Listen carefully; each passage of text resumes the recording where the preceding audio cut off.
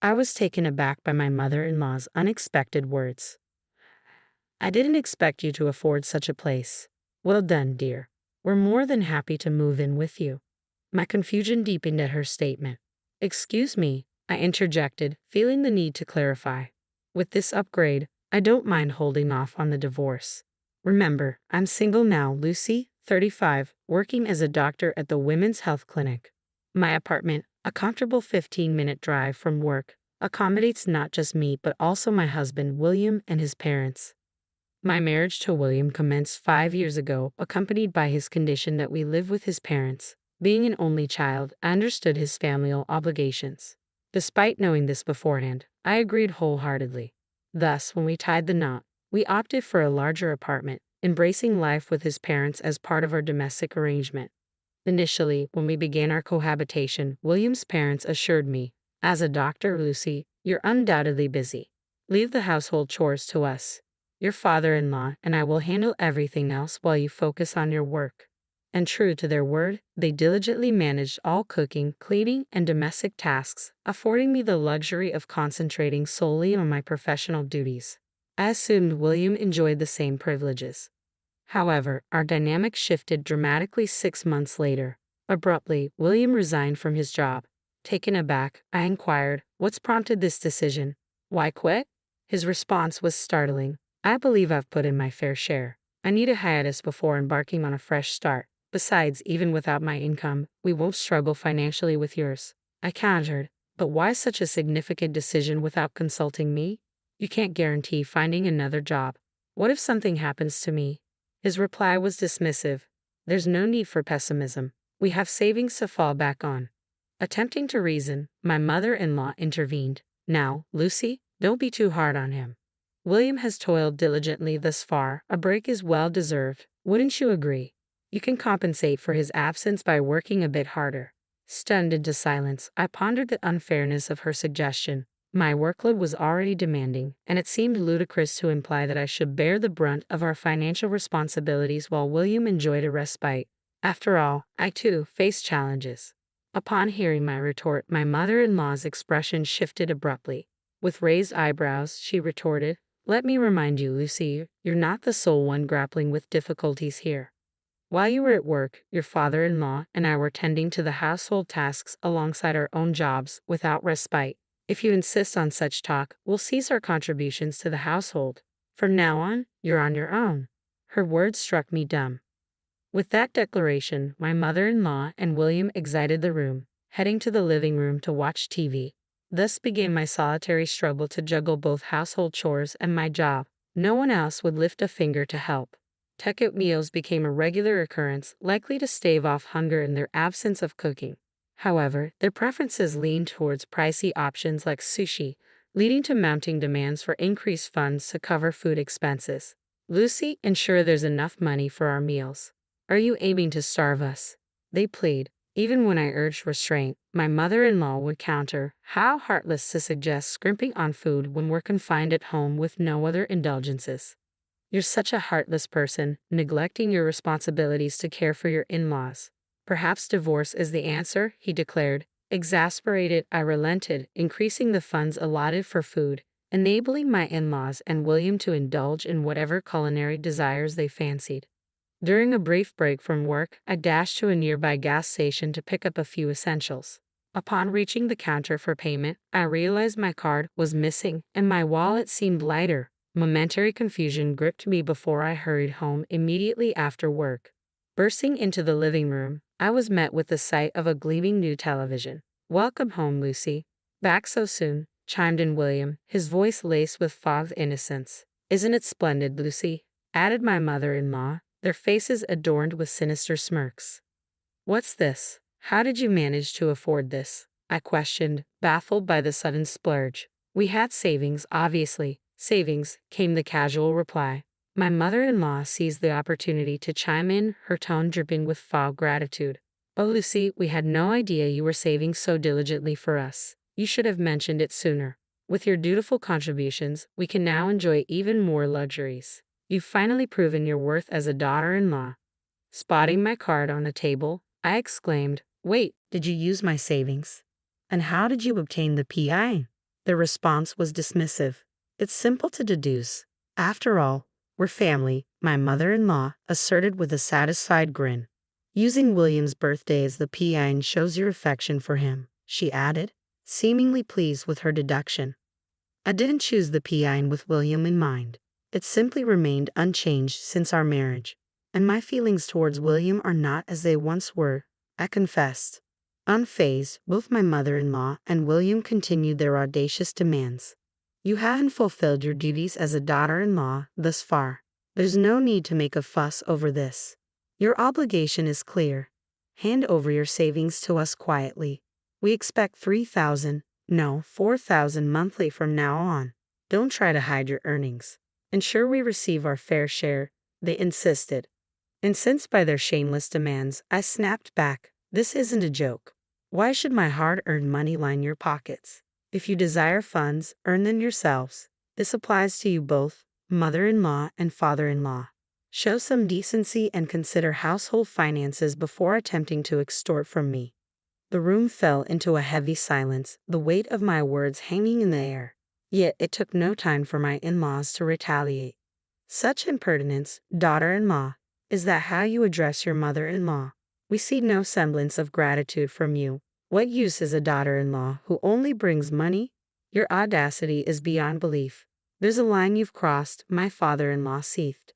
William, unable to contain his frustration, stormed off to his room, though he soon returned with a piece of paper in hand. Here, he thrust it towards me. It was a divorce decree. To my disbelief, not only was William's signature present, but also those of my in-laws as witnesses. File it if you dare, but be prepared to vacate this condo. Living with a stranger is out of the question. Unlike his wife, William is capable, my father-in-law declared sternly. Lucy will overlook your outburst as a momentary lapse. However, any further defiance will lead to your divorce, they jeered, their laughter filling the room. Anger boiled within me, but so did a glimmer of satisfaction. Yet now wasn't the time for retaliation. Suppressing my urge to lash out, I calmly stated, I'll begin moving my belongings and essentials before making my way to my room. My in-laws and William wore expressions of bewilderment. Did they believe I'd beg for forgiveness at the mere mention of divorce? How naive. The divorce papers, complete with signatures, served as a stark reminder of their intentions. Swiftly, I gathered my belongings and declared, I'm leaving. Don't expect me to come to your aid, even in times of trouble. With that, I departed our condo, the divorce papers securely in my possession, seeking refuge in a nearby business hotel for the night. Taking swift action, I canceled the card William had utilized online. Upon checking my balance, I discovered that the once plentiful account, boasting over $10,000, now contained a mere $3,000. Curiosity piqued, I pondered over their extravagant expenditures. However, my savings weren't limited to that account alone. As a precaution, I had sizable reserves in 2 other accounts linked to them. Though stunned to see $7,000 vanish, I deemed it a necessary sacrifice to sever ties with that family. The following day, I wasted no time and headed straight to the city office to submit the divorce papers. With a sense of relief, I watched as they were duly accepted.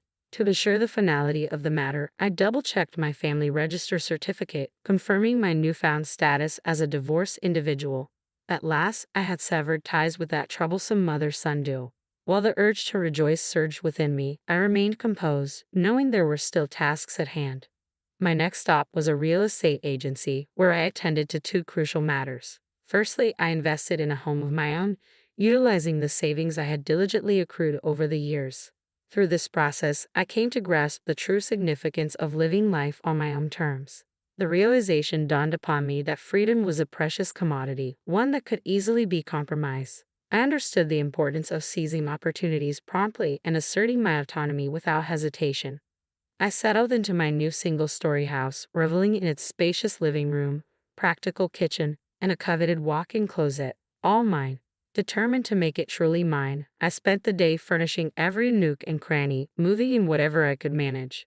The following 3 days were a whirlwind of shopping, acquiring essentials, and indulging in the thrill of creating my sanctuary.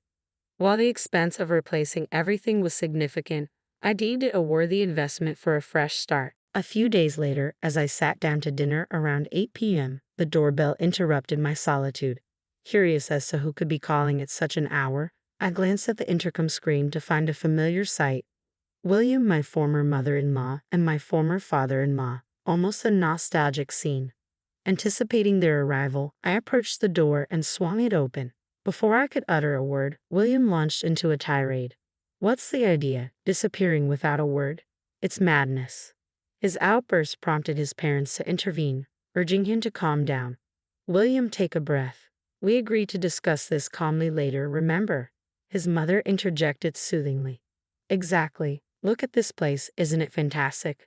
It's far more spacious and inviting than our cramped condo, his father added, attempting to diffuse the tension. Despite my protests, they barged into my home without hesitation. Hold on, you can't just waltz in here uninvited, I objected, but my pleas fell on deaf ears. Enough. This is as much our place as yours. What's the harm in us visiting? William retorted, brushing aside my objections. With that, they proceeded to explore my home. The furniture isn't to my taste, but I must admit, the layout is quite decent. It might even be more comfortable than our current condo, his father remarked, surveying the space. I never imagined you could afford such a place. Well done, dear. We don't mind moving in with you, my mother-in-law remarked. Excuse me, we're informing you that we've approved this condo. We'll be residing here with you. Perhaps we can overlook your past transgressions. Though your conduct as a daughter-in-law has been supper, we acknowledge your gesture in securing this residence for us. Perhaps William will find it satisfactory. I suppose I can overlook this. If we can reside here, I don't mind remaining married to you, she continued. Excuse me, who's the wife and who's not getting divorced? I interjected, confused by their assertions. The room fell silent as the three exchanged puzzled glances. I'm not married, you know. I'm single, I clarified. Rather than showing astonishment, they seemed unable to comprehend my words. What nonsense are you spouting? Do you think you can escape the consequences of your disrespect? My father-in-law retorted. In response, I thrust the divorce certificate into William's stunned face, causing a visible shift in their demeanor. Lucy, how dare you take such action without consulting us? Do you expect forgiveness? My mother-in-law demanded. Yes, I do. After all, you provided it to me for that purpose, didn't you? I replied calmly. Lucy, how dare you take such action without consulting us? Do you expect forgiveness? She repeated, her tone growing more agitated. Forgiveness. Your names were clearly stated on the divorce notice, weren't they? Including your names implies a decision was made, doesn't it? You were the ones who initiated the divorce papers, weren't you? William explicitly instructed me to file them if possible, so I did. What's the issue? Upon my firm stance, the three fell silent, their faces flushed with embarrassment. Undeterred, I decided to push the matter further. Let's not forget, you're the ones who kicked me out. It appears you've conveniently overlooked the fact that the condo you currently inhabit is registered under my name. Now that we're estranged, I see no reason to uphold that agreement.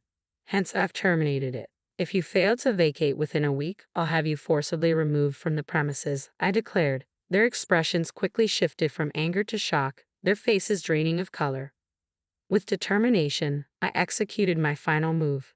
Dialing a number on my phone, I addressed the receiver. Hello. I regret to inform you that there are trespassers in my home. Yes, 3 individuals who have forcefully entered my property. Please dispatch assistance immediately. The address is. I had summoned the police. As their protests rang in my ears, I remained resolute. Don't assume you can escape consequences. One of them exclaimed. What kind of daughter-in-law are you? It's appalling to involve the authorities in family matters. Remember this. Another added, their words a futile attempt to deflect accountability. With their parting remarks echoing in the air, each swiftly departed from my home. As I had repeatedly stated, I was indeed single. Finally, my battle had drawn to a close. I had braced myself for potential retaliation, expecting them to target me at the hospital where I worked. Surprisingly, they never materialized. Stubbornly, they remained in the apartment even after the expiration of the week-long eviction notice. Shortly thereafter, I received a call from the real estate agent. However, I promptly informed them, those individuals are complete strangers to me. Consequently, they were charged with trespassing and promptly dealt with by the authorities. Each was fined $1,000, but unsurprisingly, none could afford to pay. A relative from the countryside stepped in and settled the fines on their behalf. Subsequently, they were forcibly relocated to the countryside. It's likely that by now, they're toiling away on a farm, unpaid, under the watchful eye of their relative. For me, life is unfolding smoothly. Embracing my newfound independence, I've rediscovered the joys of living alone.